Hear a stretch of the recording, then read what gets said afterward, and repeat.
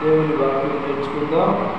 కొద్ది మాటలు ఈ మధ్యాహ్న కాల సమయంలో దేవుడితో మనం దేవుని మాటలు ఎంతైనా నేర్చుకోవాల్సిన వారు ఉన్నాం. ప్రతి ఒక్కరూ కూడా దేవుని మాటలు శ్రద్ధగా ఆలకించుదాం. చదవబడినటువంటి కీర్తన గ్రంథం 137 అధ్యాయంలో మరి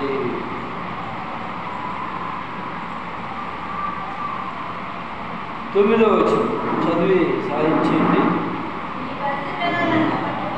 మీ పసిపిల్లలను పట్టుకొని వారిని బండకు వేసి పుట్టివాడు ధన్యుడు. ఆమేన్.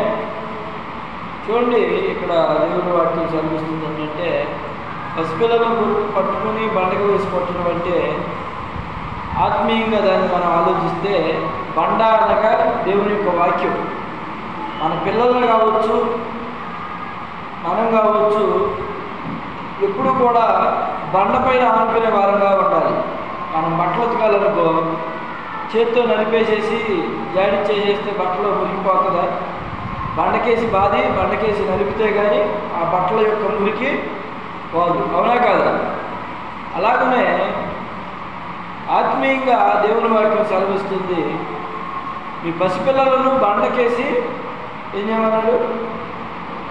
పుట్టువాడు ధన్యుడు. అంటే పిల్లల్ని దేవుని వాక్యానికేసి నలపాలి. దేవుని వాక్యం నేర్పించాలి పిల్లలకి. దేవుని వాక్యం నేర్పించాలి. దేవుని పాటలు నేర్పించాలి పిల్లలకి. పిల్లలు కూడా శ్రద్ధగా నేర్చుకోవాలి. దేవుని వాక్యం శాశ్వతమైనది, దేవుని వాక్యం బలమైనది కనుక వాక్యంలోనికి మనం వెళుతున్నప్పుడు ఈ పసిపిల్లలను వారిని పట్టుకొని వారిని బండకు వేసి పుట్టిడి అని లేఖనం చదివిస్తాం. చూద్దాం, మన పిల్లల్ని కానీ మనం కానీ దేవుని వాక్యం అనేటువంటి బండతో మరి ఆ బండకు వేసి కొట్టడం వల్ల కావచ్చు, ఆ దేవుని వాక్యం అనేటువంటి బండతో మనం మమేకమయ్యి ఆ వాక్యాన్ని నేర్చుకుంటే కలిగేటువంటి ఆశీర్వాదాలు ఏంటో మన లేఖనంలో స్పష్టంగా నేర్చుకుంటాం. కీర్తన గ్రంథం 136 అధ్యాయం అంటే పక్క గ్రంథం 24వ వచనం. దేవుడు ఈ దేవుని వాక్యాన్ని కనుక మన హృదయంలో దాచుకుంటే, ఈ వాక్యం అనేటువంటి బండపైన కనుక మనం నిలబడగలిగితే దేవుడు మనకు చేసేటువంటి మేలులు అనేకం. వాటిలో కొన్ని మాటలు మనం నేర్చుకుందాం. చదువు 136, 24. మన శత్రువుల చేతిలో నుండి మనలను విడిపించెను, ఆయన కృప నిరంతరము ఉండెను. చాలమ్మ.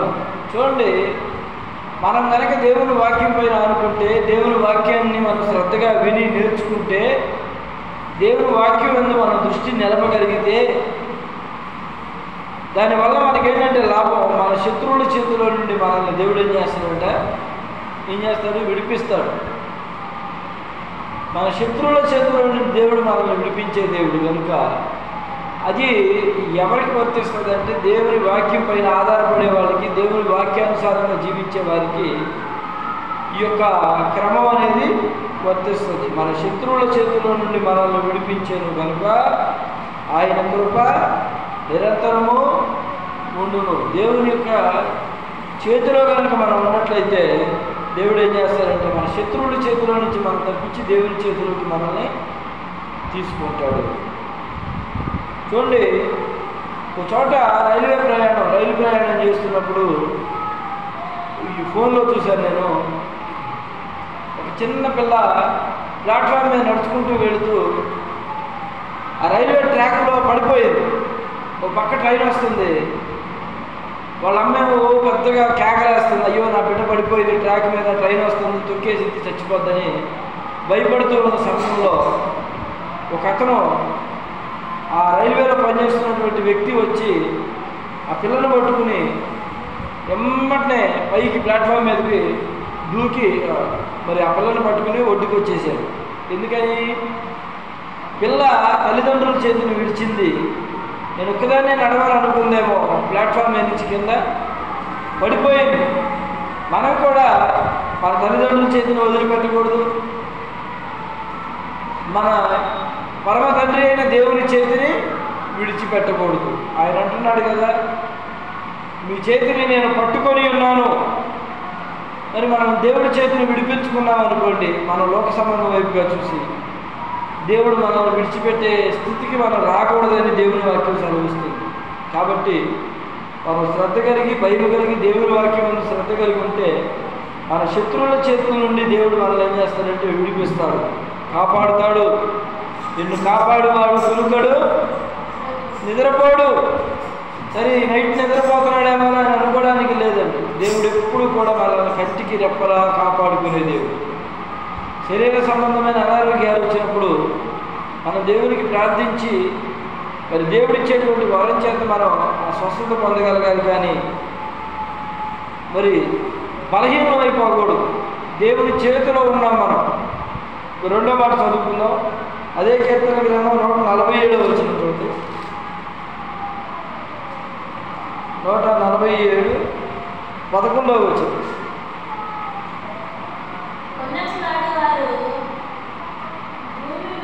147:11.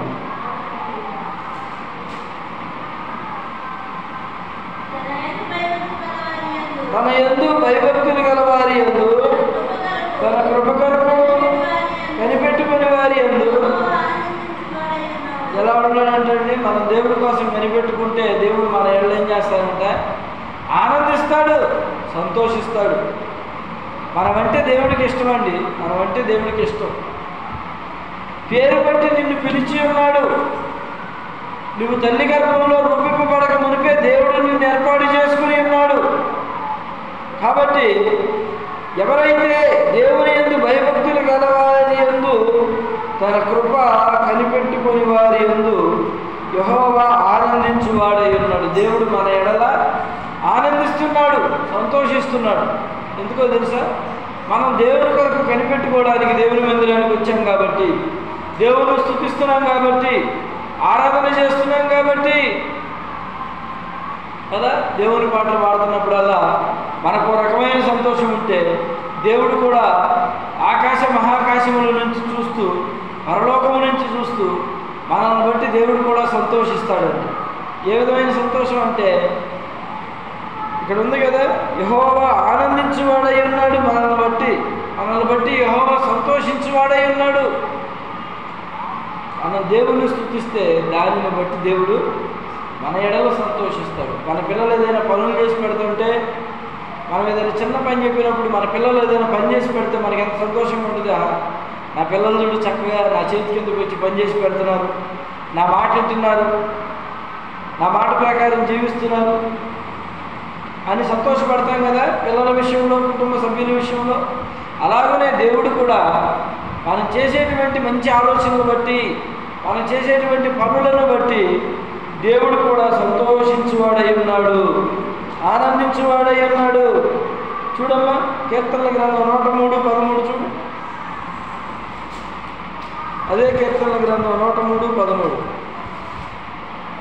యెహోవా నా బలమా, యథార్థమైనది నీ నామం, పరిపూర్ణమైనది నీ మార్గం.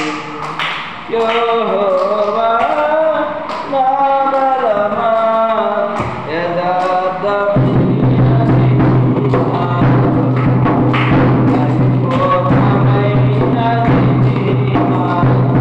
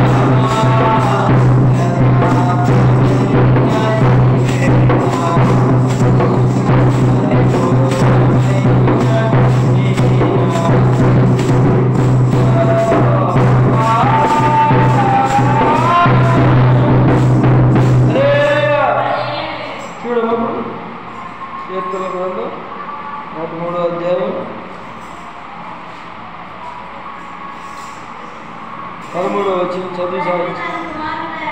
తండ్రి తన కుమారుల ఎడల జాలిపడినట్లు యెహోవా తన యందు భయభక్తులు గల వారి ఎడల జాలిపడును. చాలా ఒక తల్లిదండ్రులు కనుక వారి పిల్లల ఎడల, వారి కుమారుల ఎడల, వారి కుమార్తెల ఎడల ఎలా జాలిపడతారో, 2 దెబ్బలేస్తాం కోపం వచ్చి ఏడుస్తారు, తర్వాత ఏం చేస్తాం, అరే మా పిల్లల్ని మేము తొందరపడి కొట్టామే అని జాలిపడినట్లుగా మన తండ్రి అయిన దేవుడు కూడా పరలోకం నుంచి చూస్తూ మన ఎడలో జాలి పడతాడంట. ప్రేమ కలిగిన వాడు మన దేవుడు, కరుణ కలిగిన వాడు మన దేవుడు. పిల్లలు ఎలా పోతే మనకి దేనికి అని అనుకునేవాడు కాదు మన దేవుడు. మన దేవుడు అంటండి, మన కుమారుల ఎడల తల్లిదండ్రులు ఎలా జాలి పడతారో అలాగున మన ఎడల దేవుడు జాలి పడతాడంటండి. అదే కింద వచనం కూడా చూడండి ఒకసారి, 17వ వచనం. ఆయన నిబంధనను గైకొనొచ్చు, ఆయన కట్టడలను అనుసరించి నడుచుకొని వారి మీద యెహోవా యందు భయభక్తులు కలిగిన వారి మీద ఆయన కృప యుగ యుగములు నిలుచును. చాలమ్మా చూడండి, ఆయన నిబంధనలు గైకొనాలి, ఆయన వాక్యాన్ని శ్రద్ధగా వినాలి, ఆయన వాక్యాన్ని శ్రద్ధగా చదవాలి, ఆయన పాటలు నేర్చుకోవాలి, ఆయన మాటలు నేర్చుకోవాలి, ఆయన మాటలు వినడానికి మనం వేగిరపడి దేవుని సన్నిధికి రావాలి. అప్పుడంట ఆయన కృప యుగ యుగములు నిలుచును. యెహోవా యందు భయభక్తులు గలవారి మీద ఆయన కృప యుగ యుగములు నిలుచును. ఆయన నీతి వారికి వారి పిల్ల తరముల వరకు నిలుచునంటండి. ఆయన ఎందు ఎవరైతే భయభక్తులు కలిగి ఉంటారో ఆయన నీతి, ఆయన కృప, ఆయన ఆశీర్వాదం పిల్ల తరాలకు ఆశీర్వాదకరంగా ఉంటుందని దేవుని వాక్యం సెలవిస్తుంది. కాబట్టి దేవుని మందిరం అంటే భయభక్తులు కలిగి ఉండాలి.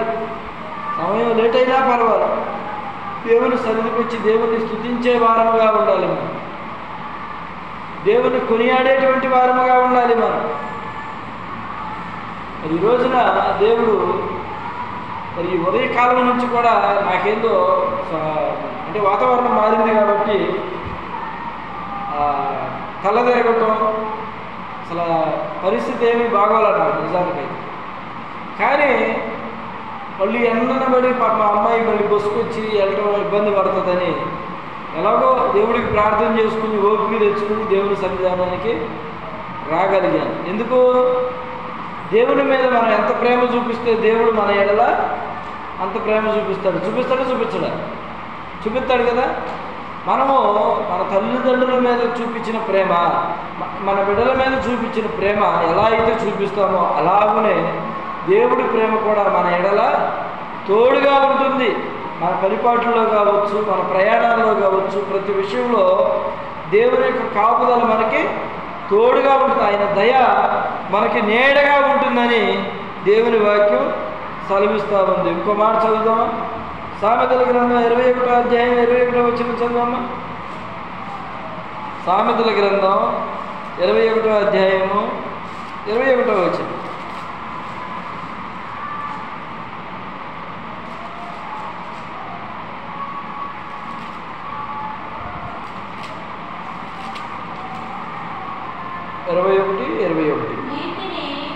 నీతిని కృపను అనుసరించువాడు జీవమును, నీతిని ఘనతను పొందును.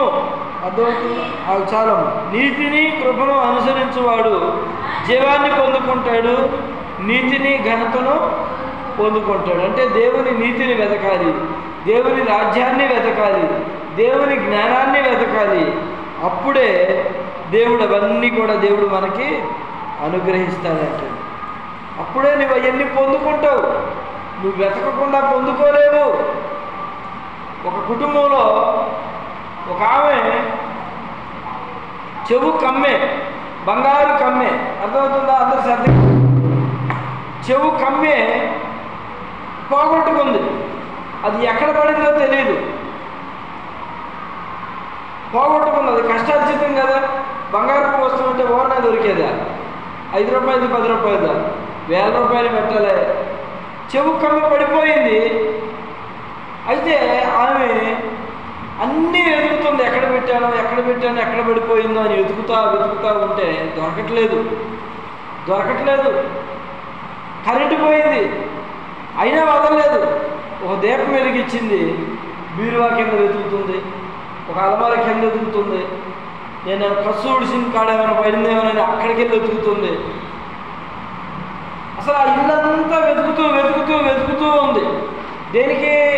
ఒక వస్తువు కోసం. ఆ వస్తువు యొక్క విలువేంటి?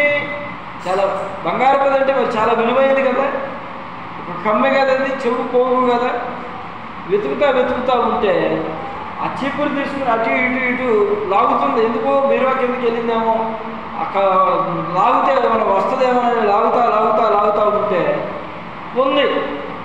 ఒక చోట వెతకగా ఒక చోట ఏదో ఒక వస్తువు కింద పెట్టి లాగినప్పుడు ఆ చీపిరితో పాటు అది బయటకు వచ్చింది. ఎంత సంతోషంగా ఉంటుందో చెప్పండి. అమ్మాయ, నా వస్తువు పోయింది, దొరికింది, నా కష్టార్జితం ఎంతో విలువైంది అనుకోరా? అలాగనే దేవుని వాక్యాన్ని కూడా వెతకాలి. దేవుని వాక్యం కూడా అంతకంటే విలువైంది. అంటే బంగారం విలువైంది కదా అంటే విలువైందే, కానీ బంగారం కంటే, వెండి నాణ్యముల కంటే, బంగారం కంటే, వజ్ర వైడూర్యాల కంటే దేవుని మాటలు శ్రేష్టమైనవి. ఇవాళ మీరు చిన్న బంగారం సంపాదించుకోవడానికి రాలేదు, కానీ కొద్ది మాటలు, దేవుని మాటలు విని దేవుని సన్నిధిని అనుభవించడానికి వచ్చారు. బంగారం కంటే దేవుని మాటలు ఎంతో శ్రేష్టమైనవి. మాట్లాడుతున్న నాకు, వింటున్న మీకు కూడా ఈ మాటలు ఎంతో విలువైనవి, మధురమైనది.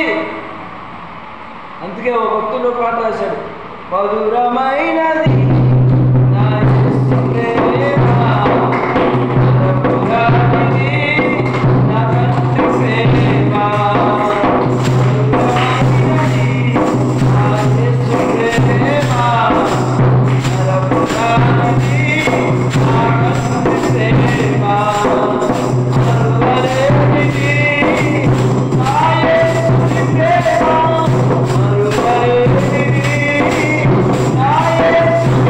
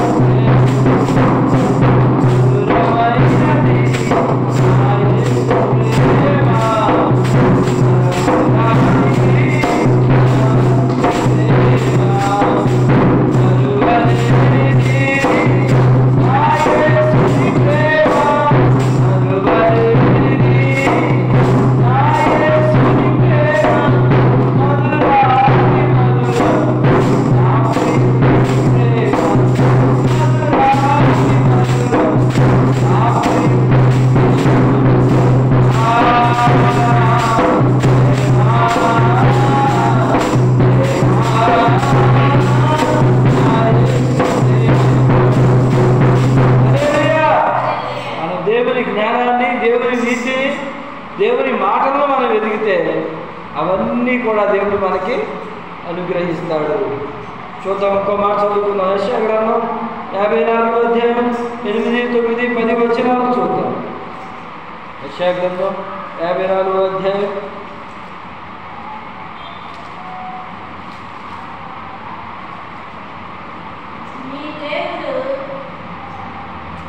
54, 8, 9, 10 వచ్చిన చదవండి. మహోద్రేకము కలిగి నిమిషం మాత్రము నీకు విముఖుడైతిని, నిత్యమైన కృపతో నీకు వాత్సల్యము చూపెదను. చాలమ్మా, నిత్యమైన కృపతో నీకు వాత్సల్యాన్ని చూపుతాడంట దేవుడు. వాత్సల్యపూర్ణుడు దేవుడు, అనురాగ ప్రియుడు దేవుడు, అనురాగపూర్ణుడు, వాత్సల్యపూర్ణుడు దేవుడు. మన పైన వాత్సల్యాన్ని, ప్రేమను చూపించేటువంటి దేవుడు. అది మనం భక్తి చేసేటప్పుడు ఎల్లవేళలా ప్రతిరోజు కూడా దేవుని సన్నిధిని ప్రార్థన చేస్తూ, దేవుని మాటలు వింటూ, దేవుని పాటలు పాడుతూ, దేవుని వాక్యాన్ని కనుక మనం చదవగలిగితే మరి దేవుడు మనకి తోడుగా ఉండి నడిపిస్తాడు, వాత్సల్యత చూపిస్తాడు, ప్రేమ చూపిస్తాడు, కరుణ చూపిస్తాడు. ఈ భక్తి జీవితం అనేది ఒక అనుభవం అండి. అనుభవంతో వచ్చేటువంటి భక్తి. ఏం చేస్తాడంటే వాత్సల్యత చూపుతాడు. నీ విమోచకుడకు యెహోవా సెలవిస్తున్నాడు. 9 నోవహు కాలమున జలప్రళయమును గూర్చి నేను చేసినట్లే చేయబడును. జలములు భూమి మీదకి ఇకను పాడు రావని నోవహు కాలమున నేను ఒట్టు పిలుపున్నట్లు నీ మీద కోపముగా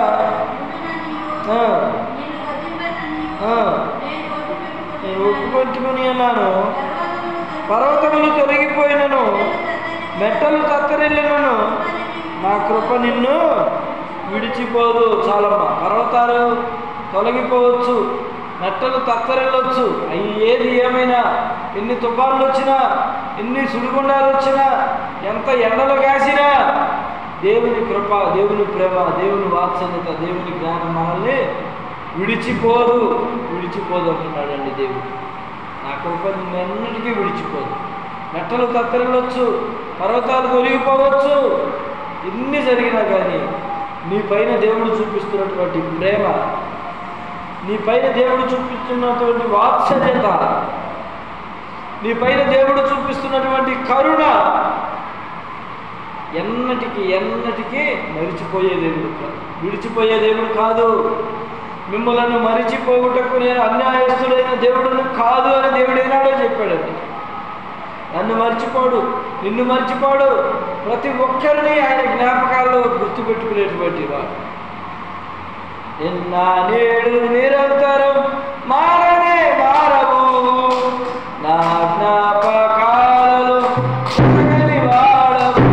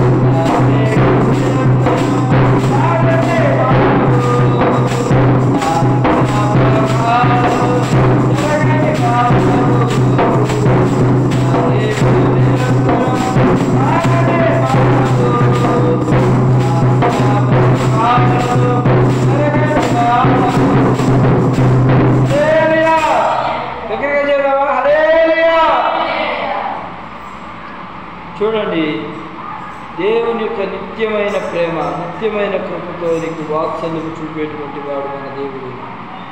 ఇంకోటిగా, పర్వతములు తొలగిపోయినను, మెట్టలు తత్తరిల్లినను, నా కృప నిన్ను విడిచిపోదు. ఆయన కృప నిరంతరము మనకు తోడుగా ఉంటుంది. ఇది గ్రహించండి ప్రతి ఒక్కరూ కూడా. ఆయన కృప నిరంతరం మనకు తోడుగా ఉంటేనే మన మరణమైనా, బ్రతుకైనా జీవమైనా ఉన్నా చనిపోయినా మనం దేవుని యొక్క వారసులం, దేవుని యొక్క బిడ్డలం. ఉదాహరణకి చెప్పాలంటే మనం ఏదైనా ఒక ఊరు వెళ్తాం, మన కూతురింటికో కొడుకింటికో ఎక్కడికో ఒక ఊరు వెళ్తాం మన బంధువుల ఇళ్ళకి. ఆడికి వెళ్ళిపోయి ఆడున్నంత మాత్రాన ఆ ఇల్లు ఆ ఊరు మనది అయిపోతుందా? అయితే మనం ఏదైనా ఊరు వెళ్ళామనుకో, ఆ ఊరు చుట్టాలుగా వెళ్ళాం మనం, ఇంకా ఆ ఊరు ఇది నాదే అంటే అది అయిపోద్దా? నా ఊరేనా నా ఇల్లేనంటే అయిద్దా? అవ్వదు. ఎందుకని నీకంటూ ఒక ఇల్లు ఉంది, నీకంటూ ఒక ఊరు ఉంది, నీకంటూ కొన్ని కుటుంబాలు ఉన్నాయి, బిడ్డలు ఉన్నారు, సంతానం ఉంది, ఒక కుటుంబం ఉంది, ఒక గృహం ఉంది. అవునా? అలాగనే మనము కూడా ఇక్కడికి ఒక చుట్టాలు వచ్చినట్టుగా, బంధువులు వచ్చినట్టుగా ఈ భూమి మీదకి దేవుడు మనల్ని పంపించాడు. ఎందుకని ఈ చుట్టాలుగా వచ్చినటువంటి వారు నన్ను గుర్తుపట్టి నా మార్గంలో నడుస్తారా లేదా, లోక సంబంధమైన ఆలోచనలు లోక సంబంధమైనటువంటి వారితో కలిసి అన్య దేవతలకు విగ్రహాలకు పూజలు చేస్తారా అని దేవుడు మనం ఈ లోకంలో పెట్టి వదిలిపెట్టి చూస్తున్నాడు. మనం అది గ్రహించాలి. నిత్యమైన స్వాస్థ్యము, నిత్యమైన వాత్సల్యతతో దేవుడు మనల్ని ప్రేమిస్తున్నాడని ఎందుకంటున్నాడంటే, ఈ లోకంలో ఉన్నంతకాలం నీకు ధైర్యాన్ని ఇస్తున్నాడు. ఈ లోకం శాశ్వతమైంది కాదు కనుక ఇక్కడ ఉన్నది ఏది, ఈ లోకంలో మనం ఏది అంటారు కదా, మనం పుడతా ఏది తేలేదు, పోతా ఏది పట్టుకుపోలేము. కానీ ఈ లోకంలో ఉన్నన్నాళ్ళు మాత్రం మనం అనుభవిస్తాం, కాదనడం లేదు.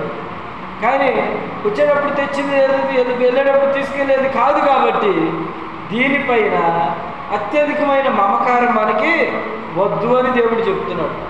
ప్రేమించండి, ధనాన్ని ప్రేమించండి, కానీ నాకంటే ఎక్కువ కాదు, దేవుని కంటే ఎక్కువగా ప్రేమించకూడదు. బట్టలను ప్రేమించండి, బట్టలు లేకుండా కుదరదు కదా.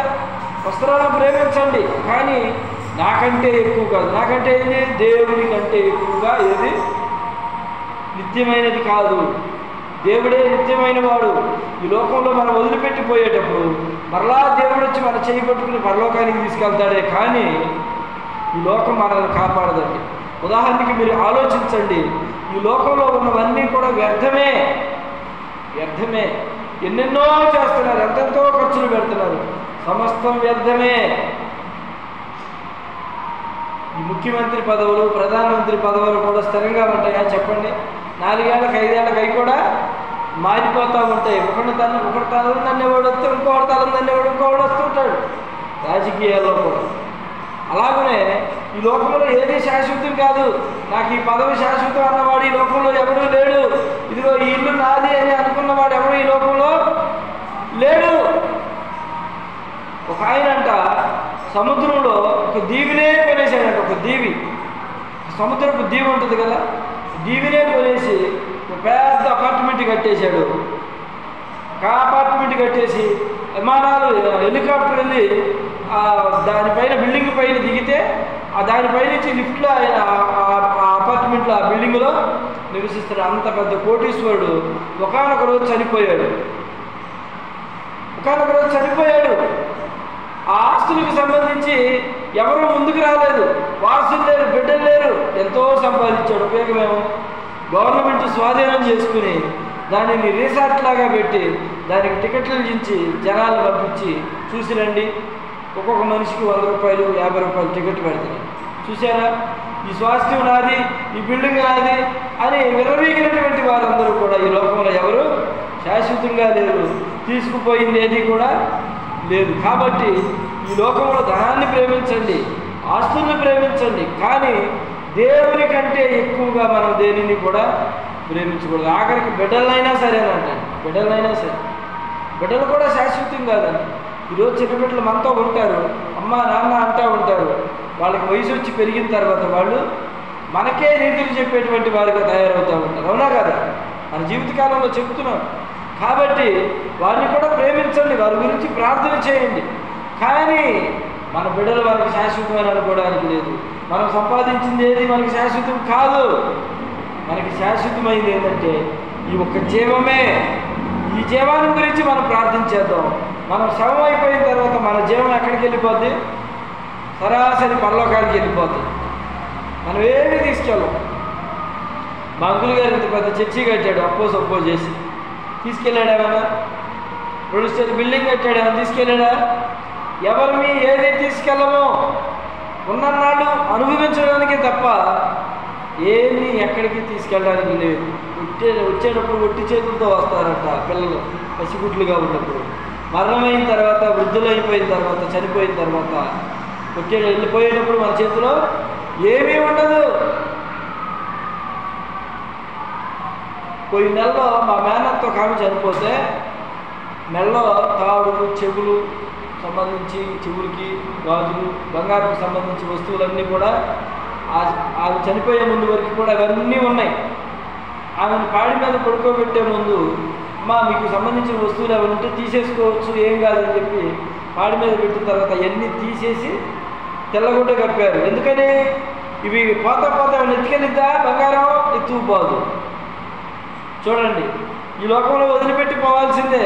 ఆ గాజు, పూస, చెవులు, తాడు, 2 పేటల తాడు ఎన్నో చేయించుకున్నారు, కానీ ఏది ఎత్తుకెళ్ళ. చనిపోయింది. పుట్టి శరీరం శ్మశానానికి వెళ్ళిపోయింది. ఏ వస్తువు లేదు. ఒకవేళ పెట్టినా ఏం తీసుకెళ్ళిద్దా అంటే తీసుకెళ్ళదు కదా. కానీ లోకంలో ఉన్నప్పుడు మనిషికి ఆ తాపత్రయం ఉంటుంది. తప్పులేదు, బంగారం ధరించాలి, మంచి మంచి వస్త్రాలు ధరించాలి. కానీ మన మనసు ఎక్కువగా ప్రభువా ఇదిగో ఈరోజు నేను ఇంత మంచి వస్త్రాలు కట్టుకున్నానంటే నీ కృపే, నువ్వు ఇచ్చినటువంటి వరమే, నువ్వు ఇచ్చినటువంటి ఆశీర్వాదం అయ్యా అని చెప్పి దీనికంటే కూడా ఎక్కువగా దేవుణ్ణే మనం ప్రేమించాలి. ఇంట్లో ఎన్నో ఆహార పదార్థాలు చేసుకుంటాం, అప్పుడు కూడా చక్కగా దేవుడికి కృతజ్ఞతాస్తుతులు చెప్పాడు. ప్రభువా ఈరోజు నా కుటుంబం అంతా మేము సంతోషంగా మంచి మంచి ఆహార పదార్థాలు తింటున్నామంటే ఇది నీ కృప, నీ దయేనయ్యా. మేము చేస్తున్న ప్రార్థనను ఆలకిస్తున్నావు కాబట్టి మేము ఎంత ఇదిగా ఆశీర్వదించబడుతున్నామయ్యా అని ప్రార్థించుకోవాలి. ప్రయాణాల్లో ప్రార్థించాలి. ప్రయాణాల నుంచి వచ్చిన తర్వాత మరలా ప్రభువా పగలల్లా నాయన నువ్వు కాపుదాలు ఇచ్చావు, క్షేమంగా మరలా నేను ఇంటికి చేరగలిగాను, నీ కృపేనయ్యా కదా. మనం ఒకసారి విన్నాం, మన ఇక్కడైతే మనకు తెలిసిన ఆయన ఒక ఆయన బాత్రూమ్ కింద బయటికి వెళ్ళిపోయి చనిపోయాడు కదా. ఏ రోజున ఏం జరుగుతుందో ఎవరికీ తెలియదు. దేవునికి కృతజ్ఞతాస్తుతులు చెల్లిస్తూ దేవుని మార్గంలో నిలిస్తే దేవుడు మన ఎడల వాత్సల్యం చూపిస్తాడు, దయ చూపిస్తాడు, కరుణ చూపిస్తాడు, ప్రేమ చూపిస్తాడు. ఈ వాక్యాన్ని మనందరం కూడా పొందుకోవాలని దేవుడు కోరుకుంటున్నాడు. హల్లెలూయా. చిన్న ప్రార్థన చేసుకుని వాక్యాన్ని ముగించుకుందాం. ప్రేమ గల తండ్రి దగ్గర మీకు పొందనాలు. చెప్పబడిన మాటలను బిడ్డల హృదయాల్లో స్థిరపరచండి, బలపరచండి నాయన. ఈ వాక్యం సెలవిస్తుంది, ఈ వాక్యానుసారంగా జీవిస్తే ఆయన నీతిమంతులుగా మారుస్తానన్నావు, శత్రువుల చేతిలో నుండి విడిపిస్తానన్నావు, భయభక్తులు కలిగిన వారికి నీ కృప ఎల్లవేళలా ఎడతెగక నీ కృప ఉంటుందని చెప్పావు. ప్రభువా జీవము, నీతి, ఘనత నీ ద్వారానే లభిస్తాయన్నావు. వాటి వరకు కనిపెట్టుకుంటే అవే మీకు అనుగ్రహించబడి అన్నావు. అలాగనే ప్రభువా నా కృప ఎన్నడూ మిమ్మల్ని విడిచిపోదు. పర్వతాలు తొలగిపోవచ్చు, మెట్టలు కత్తిరలొచ్చు, భూమి పునాదులు వణికి భూమి గతించిపోవచ్చు, కానీ నీ ప్రాణము, నీ జీవము పరలోకానికి చేర్చబడుతుంది. మరలా అక్కడ మనందరం కలుస్తాం. ఈ లోకంలో ఎండ ఉంటుంది, వాన ఉంటుంది. ఎండకి తట్టుకోలేం, వానకి తట్టుకోలేం, చలికి తట్టుకోలేం. ఎవరైనా మాటలు అంటుంటే వాటికి తట్టుకోలేం. బాధలు బిడ్డల ద్వారా, భర్త ద్వారా, భార్య ద్వారా, కుటుంబస్తుల ద్వారా బాధలు. కానీ దేవుని రాజ్యంలో ఆ బాధలు ఉండవు. శాంతి ఉంటుంది, సమాధానం ఉంటుంది. దేవునితో మమేకమై దేవుని సన్నిధిలో మనం అక్కడ ఎప్పుడు దేవుని ముఖాన్ని చూస్తూ ఆ స్వర్ణకాంతిమయమైనటువంటి ఆ మందిరంలో చేరాలని ఆశ ఉందా? దేవుణ్ణి అడగండి. ప్రభువా నేను కూడా నీ పరలోకానికి చేర్చబడాలని ఆశ ఉందయ్యా. ఈ లోకం పైన మాకు ఆశ ఉందేమో తగ్గించండి. వాటన్నిటికంటే ఎక్కువగా నీపైనే నేను ఆశ పెట్టుకునే కృప దయచి, నీపైనే నేను నిలబడి జీవించే కృప దయచి, నీపైనే నేను ఆనుకునే కృప దయచేయమని అట్టి కృపనట్టి భాగ్యాన్ని, నీతిని, జీవాన్ని, ఘనతను మాకు అనుగ్రహించండి. నీ పరలోక రాజ్య స్వాస్థ్యాన్ని మాకు అనుగ్రహించమని నజరైనటువంటి యేసుక్రీస్తుకు నీ నామాన్ని బట్టి అడిగి వేడుకుంటున్నాము తండ్రి. ఆమేన్. ఆమేన్. మీ అందరికీ వందనాలమ్మా. కానుకలు పాట